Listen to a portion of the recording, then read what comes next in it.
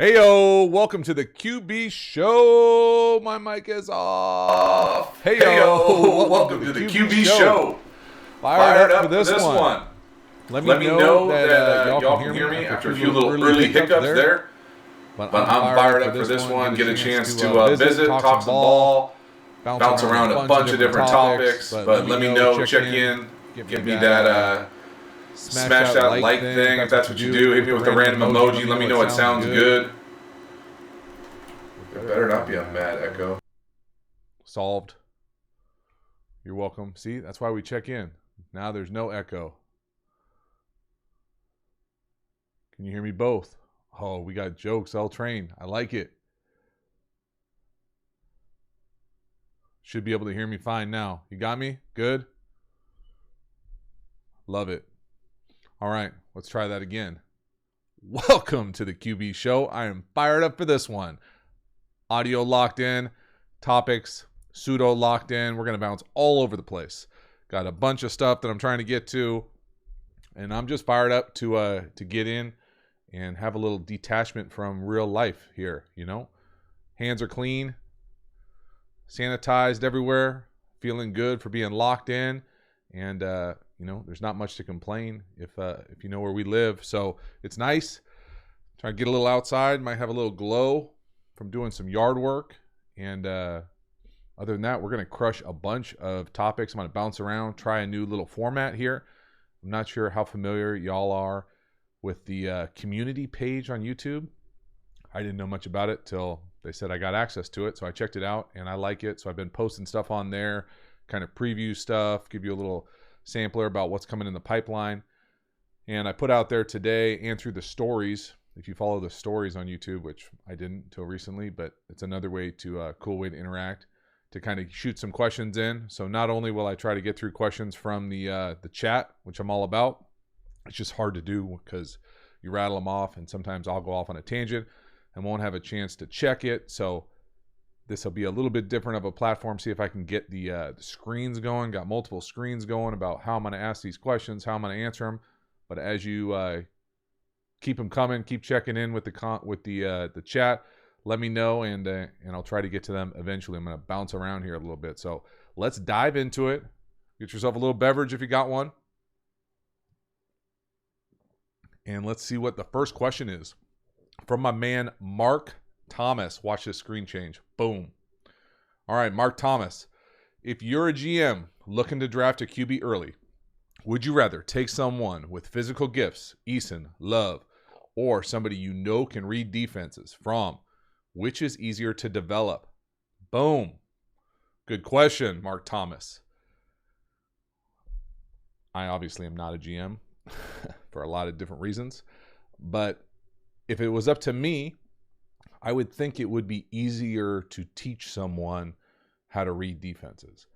Now, I think it's a big assumption to think that some people that are playing high levels of college football can't read defenses. They might be being asked to do things differently at different schools, but very few people would be able to get up on a whiteboard and have no idea what you're talking about, especially if you're playing quarterback at a Division I top tier school. I just refuse to believe it. Now, they might not be great communicators. They might not have a great way to tell you exactly, you know, what the difference between, you know, robber or lurk is in middle field closed man, but they're going to have a basic understanding of it. And if not, you know, it's not so much that you have to teach someone how to do it. You have to teach someone to get comfortable with it enough to operate in your system. And so does everybody need to be Peyton Manning back there? No. And some people don't have the capacity to do that. And so you can't develop the physical elements. You either are what you are to a certain extent as far as genetics when it comes to the genetic lottery. And so that's why big, tall, strong guys have been able to have been the prototypical player for a long time. Now it's a little bit different with the evolution of a little bit more athletic runner, mobile, you know, creative type personality, body type. But still, those guys are thick, big, strong dudes. And so it's a lot harder, in my opinion, to make it as an undersized, underframed guy, you know, because you think you can read defenses and that's going to give you the key. Even the guys who, you know, you say Jake Fromm with the question falls into that category. You know, maybe, you know, I think he's got some accuracy things that are really great in little or low to intermediate range stuff, but I think that there are some glowing concerns with his game. And so got a video probably Friday for him. And so it's just it depends on what you value, right? It's like anything in life. Your choices will tell me what you value. So if you value, big, strong, oversized quarterbacks, then that's what you're going to get. And so, I look at guys, I think everybody can be successful depending on the situation that they're in. You look at guys like Josh Allen, Wyoming, undersized, not heavily recruited, not undersized, not a huge school for Division I football, but goes on and is on his way to a really nice career early on for the Bills. And so it's not all, cookie cutter. I think it does a combination of guy, opportunity, luck, staff, health, all those things work together. So that's why that drafting thing is so crazy. It's a cocktail, it's a casino, it's roulette to a certain degree. There's only so many controllables that you know about. So good question. Appreciate you chiming in with the community tab or the stories, wherever I pulled it from. I appreciate it. Let me know if you guys think I'm off my rocker with that take. Oh man, why can't I get it to close? There it is. All right. What else we got? Islander. Sure about that. What's the funniest story I have, Henry Wilson? Oh man, I don't know if we're ready for that. We've got a good relationship going here with this YouTube channel. I'm not sure if I can drop the funniest one. I like to keep it family friendly to a certain extent. Eric, what's going on, man? I got a couple questions of yours lined up, locked in. Snyder.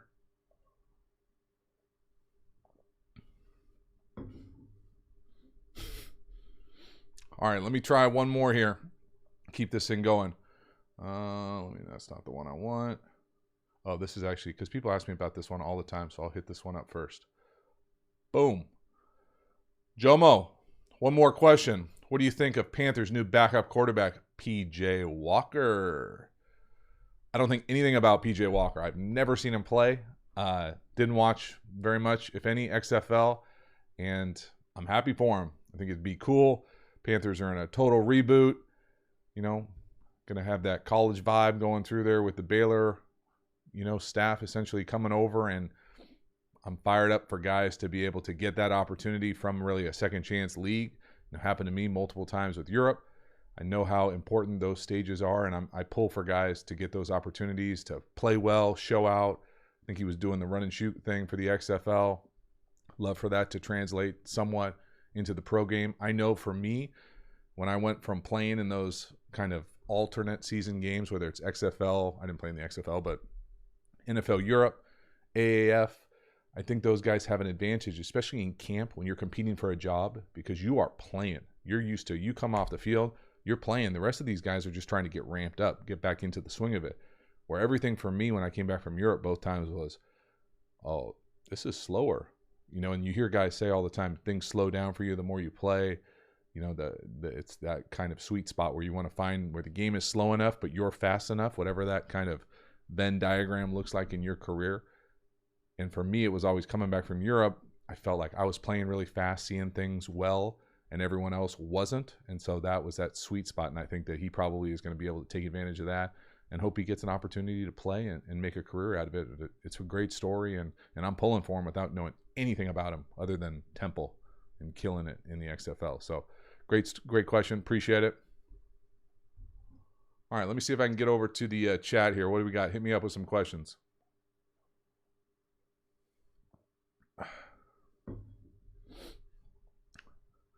Bitter, I appreciate you liking the college stuff. I'm having fun with the college stuff too. It's a nice change up, and it's a lot of fun for me to do the full game analysis. It really is. I know it's not for everybody, but I think it provides a lot of context that you just don't get when you just see highlights. So that's why I really like it. Joshua, I'm not watching any XFL. It's over. Sorry.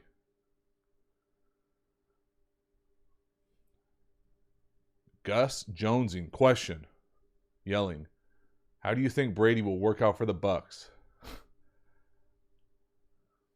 Stay tuned. SD Islanders 81. Excellent point. Stay home, people, so we can enjoy football in the fall. I know it's getting a lot of people nervous here with the Olympics news and everything that's going on as far as just the uncertainty of what it looks like for everything.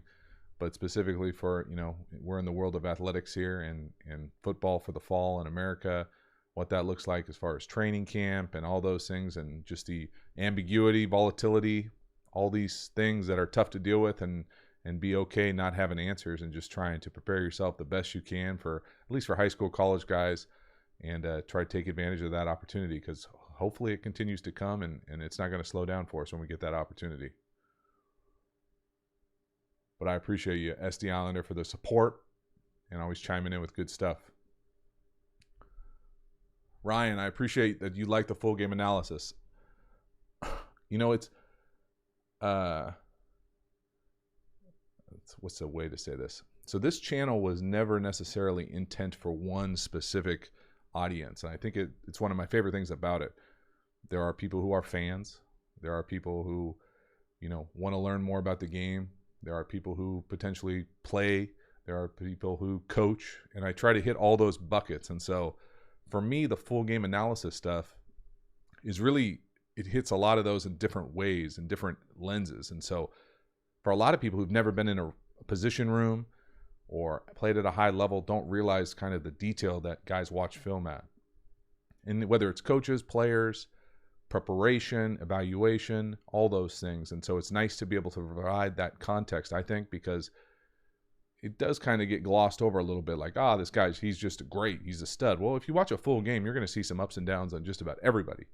And realizing, are those, mental errors, physical limitations, scheme issues for a player, trying to put it all together like a jigsaw puzzle to get the most concise, detailed, accurate evaluation that you possibly can.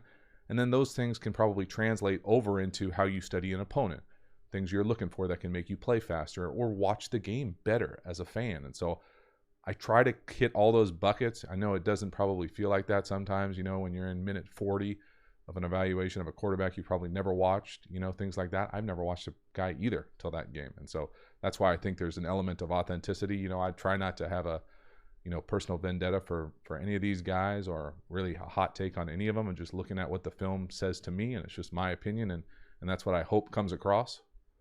But who knows?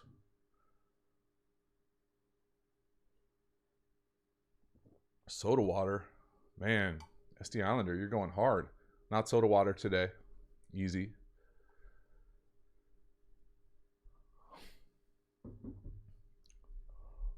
I know, Mark, Corey, I was thinking about trying to get some Davis film to watch the mayor in action.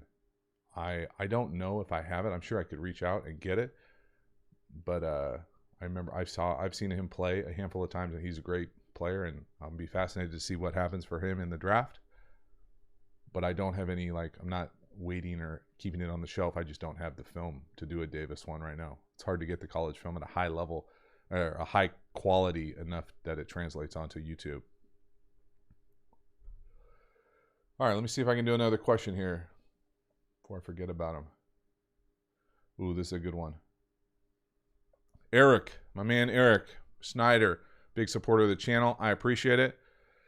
Another thing I'm currently fascinated by is how certain QBs command the huddle and line of scrimmage pre-snap with huddles and signals and such. Derek Carr, for example, is so criminally underrated at this. Okay. I remember watching him last season versus the Titans during Tannehill's hot streak. He got his troops to the line so quickly to study what the D was showing. I thought to myself, man, it would be so enlightening to hear JT's analysis of this.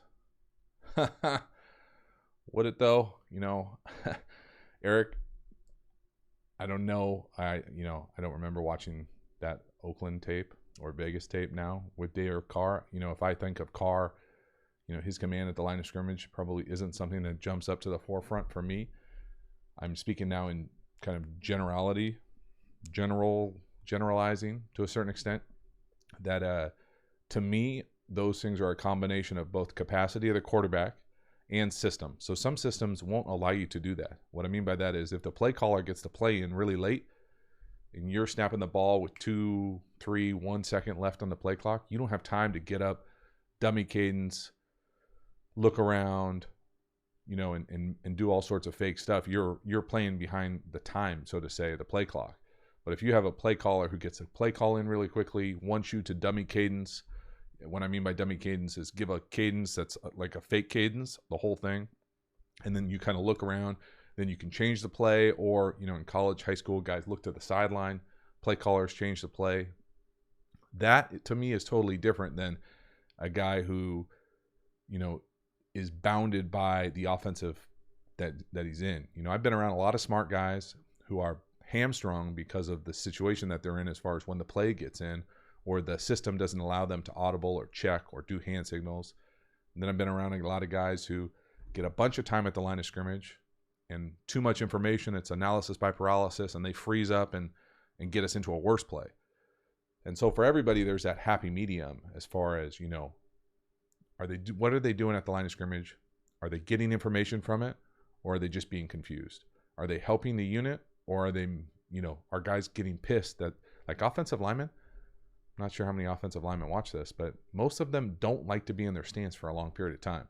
So if you're up there doing like a dummy count and a dude's in a 3-point for like 20 seconds, you're not going to be his best friend. You're just not. Like, they don't like that. So, yeah, you do it once, twice a game, but if you're doing it every other play or at the line of scrimmage every play, it's a fast way to piss off all the bigs. And so there's this like sweet spot as far as maximizing what's best for the quarterback. Information, can they get at the line of scrimmage? How fast does a play get in? Or is there a motion? Is there a shift? Does it even matter? Are you just handing the ball off? Well, just get up, snap it, and go. Or do you need to check? Are there 3 plays? Is there a kill with an alert in the play call? So you got to see what it is. Dummy cadence, see what it is. Kill, kill, kill. Kill, kill, kill. Or alert, alert, alert, alert. Those type of things where you're calling 3 plays in the huddle.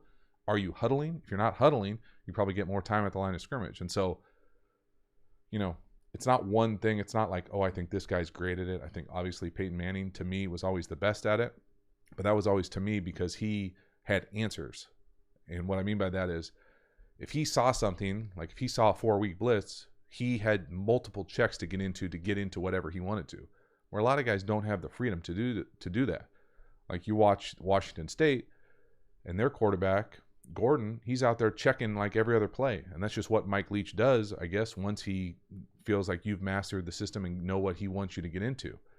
Well, that's pretty rare. You don't see a lot of teams doing that. You might see a hand signal to one guy, or like a fade route or go route or something signal, but very rarely do you see guys fully change plays anymore. Mostly it's either kill alerts where you're calling multiple plays in the huddle, or it's one-off kind of half-field signals.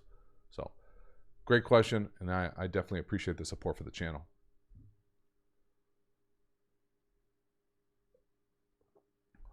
Oh, I see you there. The emoji game is strong here with a few of us.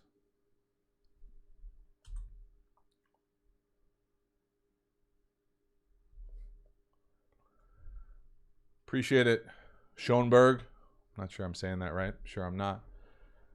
I appreciate it, Eric.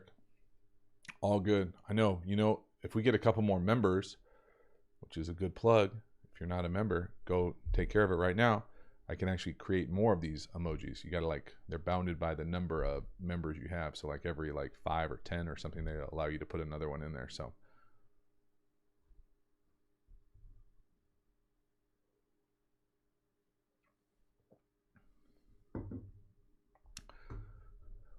Nate Staley. I don't know. I don't know if I've watched one snap of Nate Staley. I got to see if I have any Iowa tape. I might. I probably do, to be honest with you. Mark, we do not use a kill alert system at my high school. The high school that I coach at.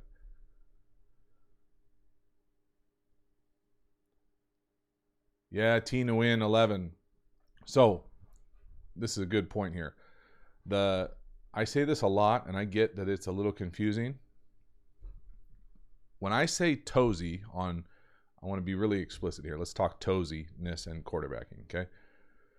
So when I say toesy, a quarterback is being toesy, that means at the back of their drop, when they go to throw it, that position, your throwing position, your launch position, whatever it is that when you're at the back and you go to throw, let's see if I can do it right here.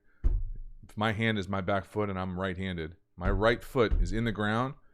Well, if you're up on your toes, it's really hard, in my opinion, to be consistently accurate. Now, you might be accurate every once in a while, and there are guys like Aaron Rodgers and Patrick Mahomes that do it consistently. But the vast majority of guys are going to throw with all their cleats in the ground. And really, it's when they move in the pocket, all their cleats are in the ground. They're not up on their toes bouncing, because it does a handful of things. One, it's hard to be consistent because you're never throwing off a consistent platform. It also changes your eye level. Try to hit a baseball when you're going up on your toes, moving around. Your shoulders pop up. You're all over the place as opposed to being level like a golf swing, consistent. And I just think you're more powerful. You generate more force into the ground. It's really ground force and rotational force to be a quarterback. So you need to accelerate off the ground with all your cleats in the ground, and then you need to get the torque of the upper body rotational force. So when I'm talking toesy, I'm not saying in his drop he has to be toesy. Yeah, you have to run. You're running on your toes. You have to drop on your toes. But when you go to sink in that back foot, it's boom, hard. And that's how I want to see people throwing, and I think that's how I was always the most consistent. And when I learned that, I felt like it took my accuracy and throwing to a whole different level as far as being able to consistently put the ball wherever I wanted, within the range and scope of my kind of arm. So that's what I'm talking about. Matt, love it. Starting QB. Thank you for the support, dude. I appreciate it. Badge looks good. Get in that emoji game. Appreciate it. And Cam James, appreciate it. Cam James, I think I got a question of yours. Hold on, let me see. I want to say I did. That name looks familiar to me today. Boom. Cam, starting quarterback? Question. What are some things you do to build arm strength? What were game days like for you? Boom. Good question. I'm going to answer the first one, not necessarily the second one, because the second one is probably going to be a video for the whole channel here pretty soon. Once I get out of this college college kind of lane that I'm in, having so much fun doing all the analysis videos for the draft. What are some things to do to build arm strength? So, not the easiest question for a handful of different reasons. Yes, there are certainly things you can do to build arm strength. For me, they're probably a little bit counterintuitive to what most people would say. What I mean by that is you're not going to go lift arms. You know what I mean? Like more curls is not necessarily going to make you a better thrower or throw it harder or build up a lot more arm strength. Now, it probably won't hurt. You're not, that type of thing. I think comprehensive lifting, what I mean by that is diving into a strength program, doing all the Olympic explosive lifts, absolutely will make you a better thrower, will make you more powerful, more explosive, more athletic, more dynamic, more twitchy. But to me, it's a combination of that, diet, nutrition, strength, conditioning, all those things at a really high level. But then you got to go throw a lot. And you can't just be throwing, against a wall. I actually saw a video. I saw this football that was like 2/3 of football, and the other one is like sawed off. So you could throw it against a wall. And I was like, I actually tell our quarterbacks we do a drill where we lay down to throw, but it's really specific to one specific thing. But when I'm talking about throwing to build arm strength, I'm talking about you need to get in front of someone who can give you real constructive feedback and go throw and do it consistently, and then take what this person says, your coach, and go apply it for a while and then come back and get reevaluated. It's really hard to get a lot better just on your own. Now, I know that's very convenient, right? There's a lot of quarterback gurus out there that are more than willing to take your money. But for me, it's just hard to do it on your own. You might be able to take the things that I'm saying and go in a mirror and throw, but you're not really going to be able to evaluate yourself, without watching it on film. And it's hard to be your own self-judge all the time. And so for me, I always like to communicate with the coaches that were coaching me, like, hey, this is what I'm working on. I'm working on not being toesy. I want all my cleats in the ground at the back of my drop. Can you watch that for me and tell me, even if your quarterback coach might not be a guru, might also be the DB coach.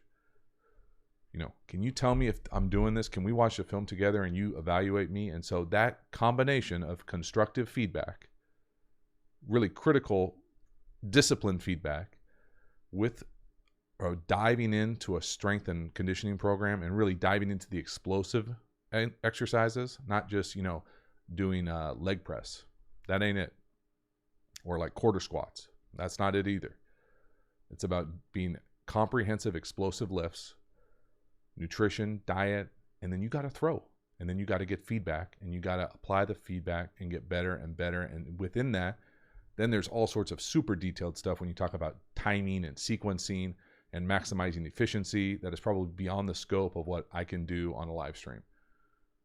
But it's not just one thing. Don't think like, hey, I got to get some dumbbells and do get a 5-pound dumbbell and do my throwing motion. Like, that's not it either. It's all those things. It's many things. And so unfortunately, there's not like a cookie cutter response for you that I feel like, hey, if you do these 3 things, you'll be fine. It's not like that. In fact, I get really nervous about any type of list literature is what I like to call it. That stuff is usually half bullshit anyway. And so to me, it's about trying to figure out exactly where you're at, get a snapshot of where you're at, try to get a picture where you want to go, dive into strength conditioning, dive in to find someone that can give you some real, authentic, honest feedback in real time, like on the field and both in the film and in the classroom. That's the thing that I think separates really good coaches from just whatever coaches. Anybody can watch a film and say, hey, bro, stop spinning the ball. Well, how come you never told me to stop spinning the ball in the field? Like, what are you watching?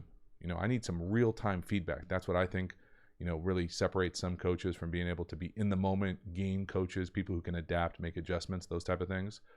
But again, when it comes back to arm strength, it's not one thing. You got to do all those things, keep doing them, and then look up in like 5 years and see where you're at. So great question, Cam. Appreciate the support for the channel.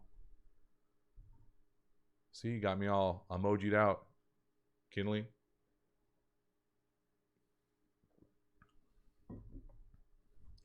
Man, that was a rant. Appreciate the support, though, Cam. Very cool.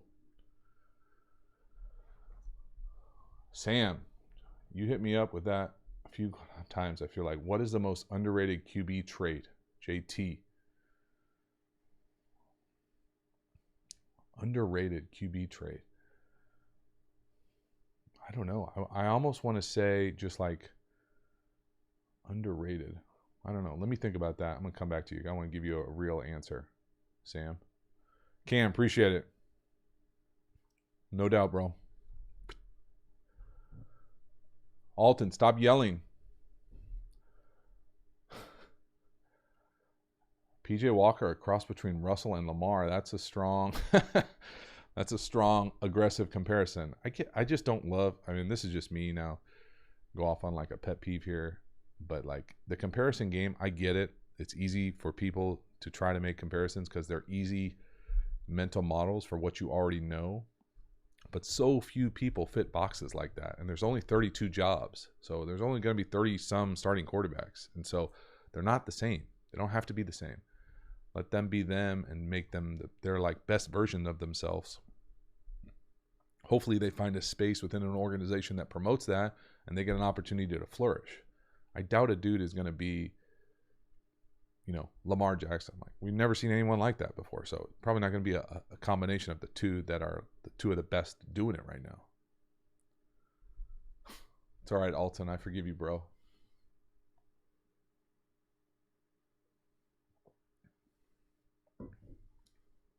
Oh, we got Sam Cooper in the house.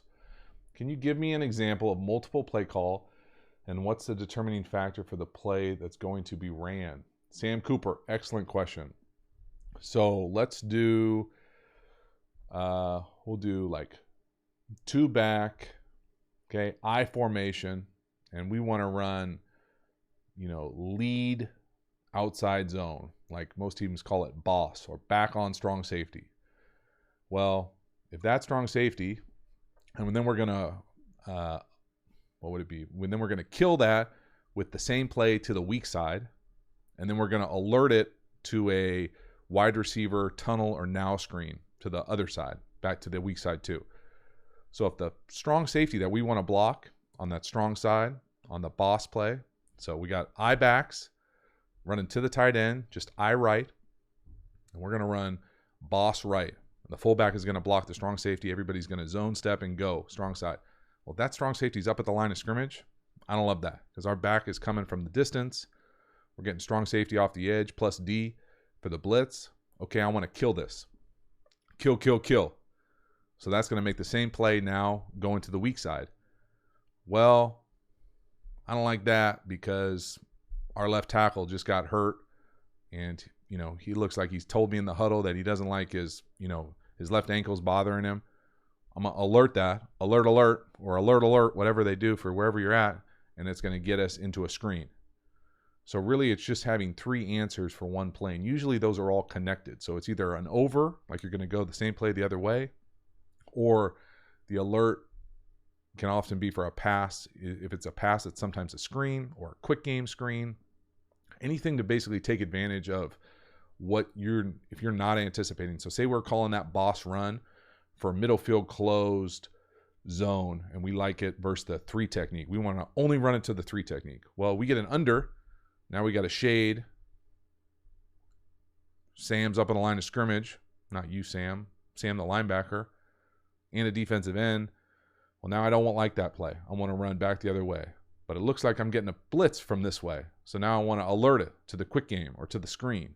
And so those are all built in. And so just ways to give quarterbacks answers at the line of scrimmage. That was always my favorite thing about playing. I wanted answers.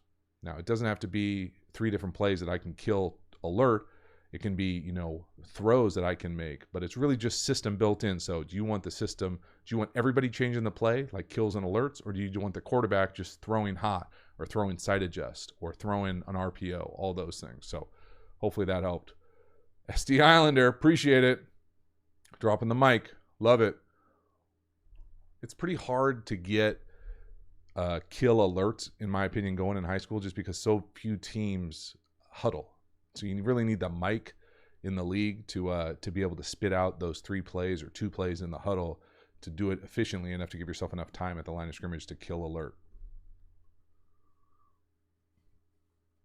All right, SD Islander, all your years in the different league and CFL, how many times have you thought about quitting down on yourself? You have the road less traveled, and backing up all the time had to be tough. Honestly, not very often, if ever. I just kind of decided like, this is what I was going to do. And I had fun doing it. I liked it. That was the other thing. I think, it wasn't fun to get cut or traded or whatever, released or go different leagues. But I loved competing. Like, I just liked it. And I tell, it just so happened that it was football. It very easily could have been badminton or spike ball, or poker, or I just liked competing. And it was fun for me. I enjoyed the process. I liked training. I liked throwing. I liked the off season. I liked in season. I liked the recovery. I liked being around my teammates. I liked meeting new people. I liked traveling, and it was fun. It was a blast, and it never crossed my mind. Not never. Sure, I felt like it would be easier to do something. What was I going to do though? Coach and get fired more? It was. I knew that once I stopped playing, it was over forever. And so I was going to just grind it and grind it and grind it and never really thought like, this isn't for me. And so I was really close to playing arena football once.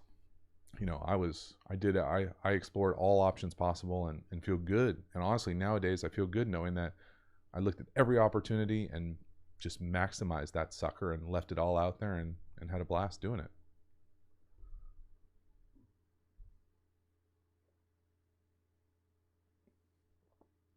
Eric, that's what I'm talking about. I think it's quarterback friendly. You'd have to ask them though. Maybe I should get them on here one time. That would be interesting. Get the real take. Quarterback school, the coach.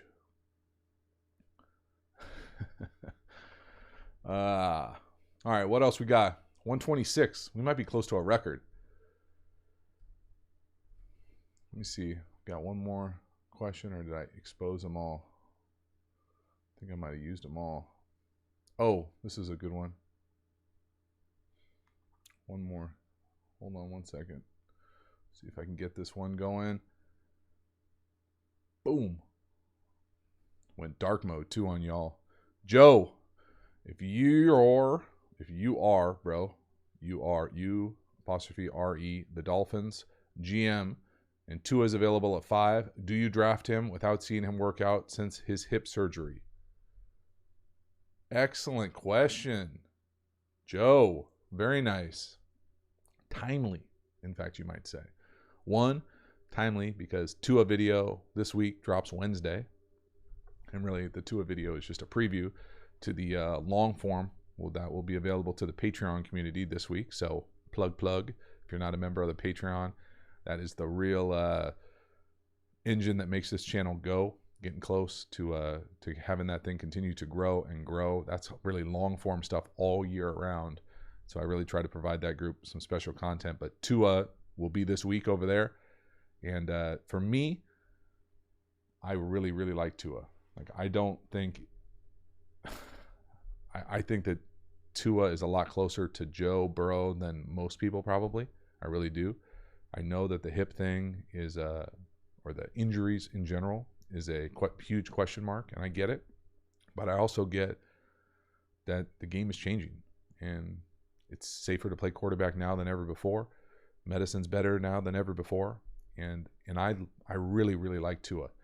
I will tell you that this game that I'm going to put out this week, I put maybe one play in the YouTube version, but there's a number of plays that were concerning to me that I didn't anticipate seeing, because that Alabama team is a legit NFL team. They got dudes everywhere. O-line, perimeter is amazing, wide receivers, backs, and his performance wasn't as consistent as I would have liked. But I still think that they're really close. Now, I think Joe Burrow obviously has separated himself and deserves to be the number 1 pick. But if Chase Young wasn't in this draft, to me, he's the second best player. And really, it's like I almost want to say like a 1A, 1C. Like that's how good I think Tua is when he's healthy. And so there are some flashes of him just doing stuff that I don't think anybody else can do. That's just me. Now, he needs to be able to do it consistently. And, if he can't, health-wise, then obviously I have no idea what I'm talking about. But I really, really like Tua. And if he was available at 5, I would be surprised if he's available at 5. But that's just me.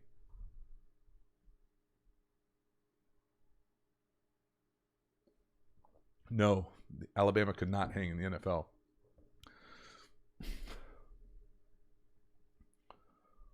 Nate Stanley. I got to look into Nate Stanley. I've seen a handful of people mention him, and I got to see.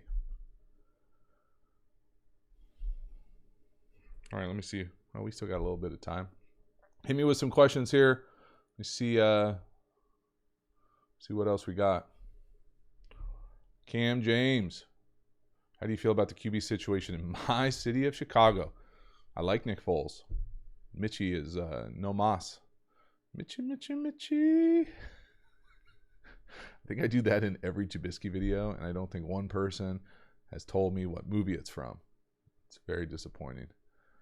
But I'm a big fan of Nick Foles. I think he's gonna elevate that city, and it's gonna be pretty fun to watch them kind of jump right back into the NFC North, and so it's a fun division. Dax. Yeah, I definitely met John Gruden. John Gruden, I want to see if I can close my eyes. I might be able to picture where everybody was sitting. Back when I was at the NFL Combine, they did group interviews.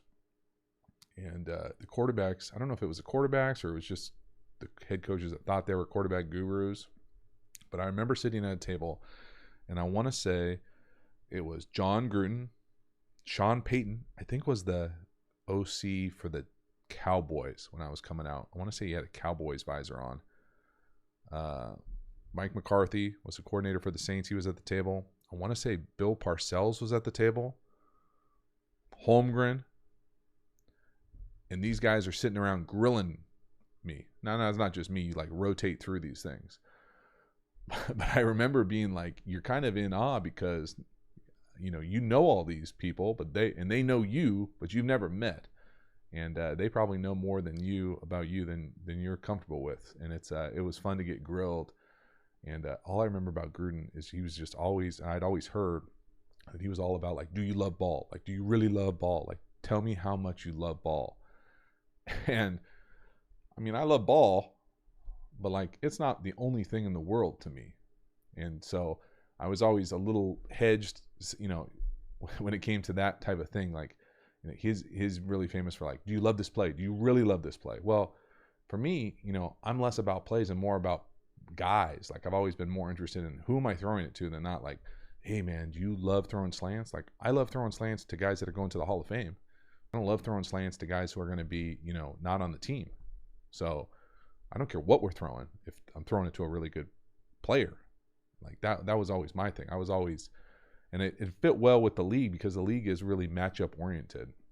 But it's kind of like, to a certain extent, like grammar, like what many of our like old third grade like English teacher used to say to us, like, you got to know the rules to be able to break the rules. Like, you got to know the intent of the scheme before you can just be like, hey, I'm throwing it to the good player. Like, you tell me what the read is, whatever, and I'm going to throw it to the good player. And so it doesn't matter what the coverage is.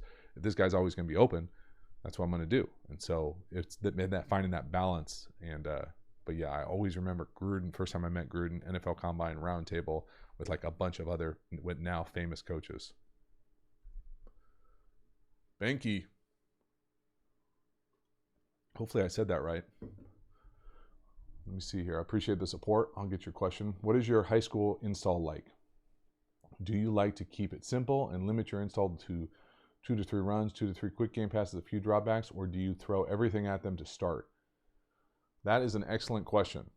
And I do it in a few different ways, is the way that we do it. We do a thing, well, normally it would be going on right now. We started in January. Ironically, take a guess what it's called? QB School, right? So it's named after, the channel is named after really learning about the position. And this is how it happens. It happens in the league. It's called the QB School. It's the name for the channel. And we do our QB School in January, starts in January, usually runs all the way through the start of camp. We do it on the weekends. And I will take chunks I probably won't take one of each of those things. We usually do all the drop back passes, and then all the play actions, movements, nakeds, rolls, and then we do all the screens, and then we do all the runs last. It's just the way it works, run game. And I'll usually chunk them. What I mean by that is, you might say 2 to 3 quick game passes. Well, we're only going to talk today about our, the first day maybe we do goes and hitches. Then the second time we do slants. Well, we don't just, our play isn't called slants. Like, we run a bunch of different variations of slants.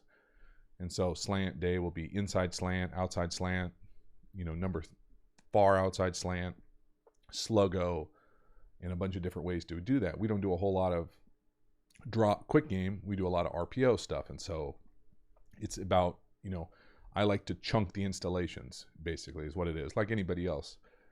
But then, so that's the off season, and that's just the quarterbacks. Now, some perimeter guys are in there because we need guys to run routes. So I do that. Then we don't have a playbook, and we do video installations. Ironically, it'll probably be this setting this year. And so I'll install every play and put it on the huddle for us, video install wise. And so they can go back and get to it as like an index. Like, what do we call, our smash concepts? Where are those? Well, search smash, then search the subcategories, what we call them, different variations, and go from there. And so we do that. Then we do spring ball and we install it again. Now it's a little bit faster because I've already had it twice. Then we do summer meetings and we install it again. And then we do camp, we install it again. And so by the time you get into the season, I tell them that they should be experts.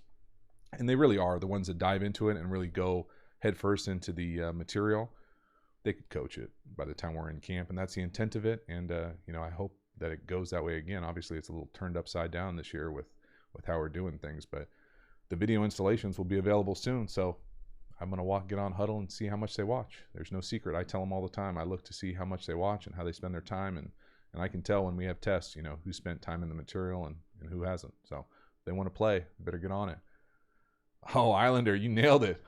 Too easy. Mitchie. Schoenberg, 96. What are your thoughts on so many younger guys retiring in the past few years? Hey, it's the wave of the future. It's the health thing is real. And I bet it would scare the hell out of me. It scares the hell out of me, and I barely got hit Can only imagine if you bang heads every single day and, you watch some of your friends. I had friends stroke out on planes, had friends, have severe issues with concussions and have to retire and have all sorts of mental illness right afterwards. Now, are they tethered? I'm not a medical doctor, but anecdotally, it's pretty scary. And so I get it. Once you make your chunk of money, go find something safer to do. It makes sense to me. All right, locking down here, 45 minutes, right on time. I appreciate the support, y'all, hanging out.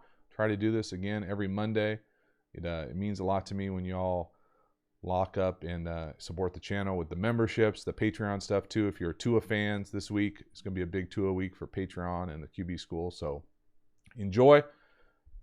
Coach Benke, let me see one more. What do we got?